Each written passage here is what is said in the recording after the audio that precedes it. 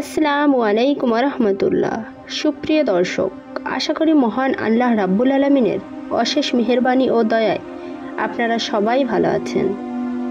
প্রিয় দর্শক, কিয়ামত শুরু হওয়ার পূর্বে প্রথম ইসরাফিল আলাইহিস সালাম সিংহায় ফুৎকার দেবেন আর মহাপ্রলয় শুরু হবে। এরপর দ্বিতীয় ফুৎকার সকল মৃত্যুকে পুনরুত্থিত করা হবে। আল্লাহ তার ফেরেশতাদের পাঠাবেন এবং কবরগুলো খুলে যাবে।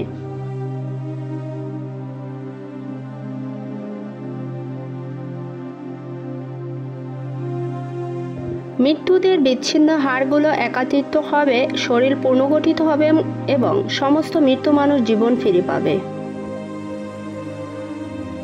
যারা মুমিন তাদের মনে হবে এইমাত্র আমরা ঘুম থেকে উঠলাম। তারপর বিচারের দিন আল্লাহ রাব্বুল আলামিন সকলের মুখে সেদিন মোহর এঁটে দেবেন।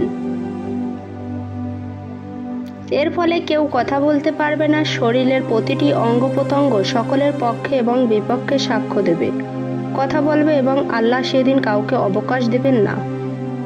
প্রথম বিচার, চালাকির সঙ্গে নিজ স্ত্রীকে পুড়িয়ে অন্য মহিলাকে আপন করতে চাওয়া একজন পুরুষের বিচার, অতঃপর সে জাহান্নামী। যেসব ব্যক্তিরা তাদের স্ত্রীদের নির্মমভাবে হত্যা করে তাদেরকে মহাবিচারের দিন আল্লাহ রাব্বুল আলামিন এইভাবে জাহান্নামে নিক্ষেপ করে শাস্তি দিবেন।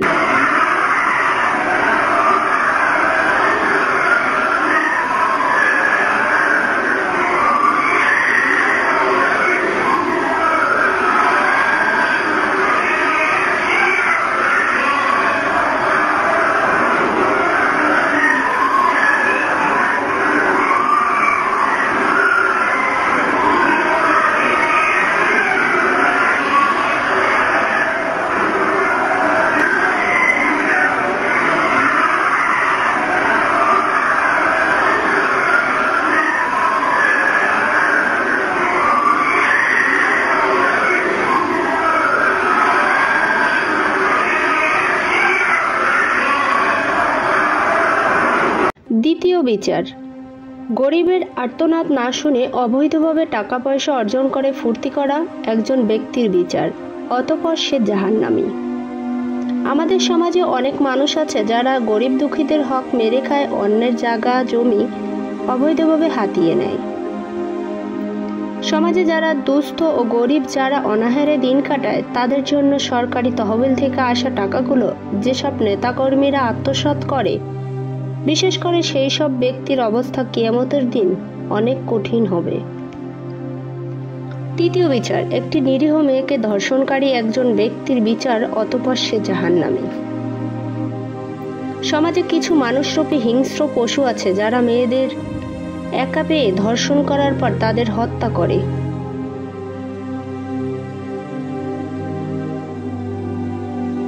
চতুর্থ বিচার, রোগীদের পরোয়া না করে অবৈধভাবে টাকা পয়সা উপার্জন করা একজন ডাক্তারের বিচার, অতঃপর সে জাহান্নামী।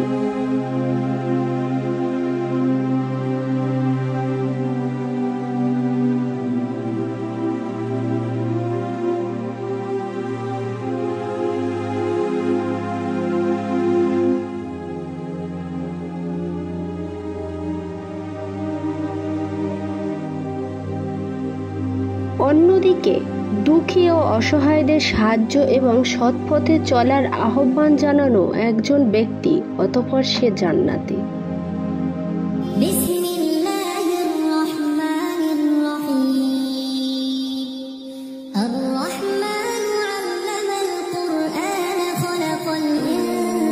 একজন মহিলা যিনি গরিব হলেও আল্লাহর প্রতি সন্তুষ্ট, তার ইবাদত করেন এবং সর্বদা আল্লাহ আদেশ পালন সচেষ্ট, অতঃপর সে জান্নাতি।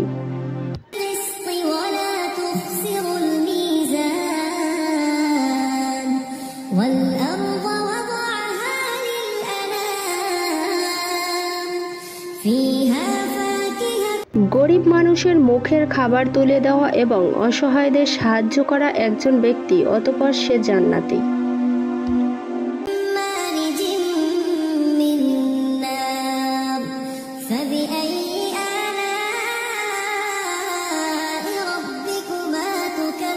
আল্লাহর বাণী শুনি এবং মনের মধ্যে আল্লাহর প্রতি ভয় জাগিয়ে সে ক্ষমা প্রার্থনার মাধ্যমে সৎ পথে ফিরে আসা এবং একজন মহিলার বিচার, অতঃপর সে জান্নাতি।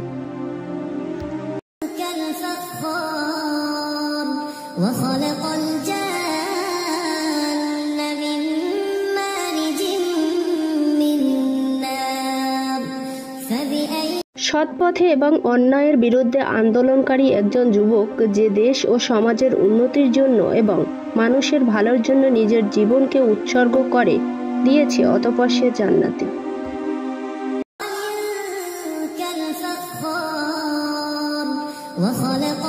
যারা এই পৃথিবীতে ভালো কাজ করেছেন, আল্লাহর পথে চলেছেন, যেসব ভাই বোনেরা অন্যায়ের বিরুদ্ধে লড়াই করে শহীদ হয়েছেন